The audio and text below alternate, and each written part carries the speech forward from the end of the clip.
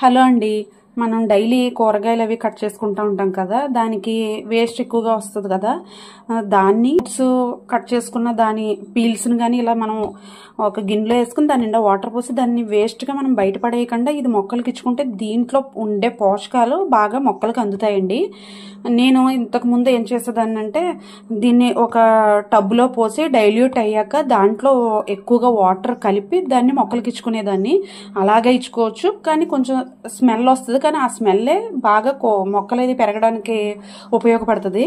మనం ఇలాగ కూడా ఇచ్చుకోవచ్చు. మనం ఇలా అయితే మనకి ఇప్పుడు ఏ కూరగాయలు ఉల్లిపాయలే కానివ్వండి, ఇది బొప్పాయే కానివ్వండి, ఏం కట్ చేసుకున్నా దీన్ని వేస్ట్ అనేది మనం బయటపడేయకుండా మనం మొక్కలకి అనేది ఇచ్చుకుంటే దీంట్లో ఉండే పోషకాలు అనేది మొక్కలకి బాగా అందుతాయండి.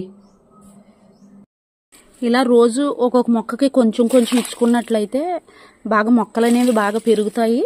ప్లస్ దీనికి ఉండే పోషకాలు అనేవి మొక్కలకి బాగా అందుతాయండి.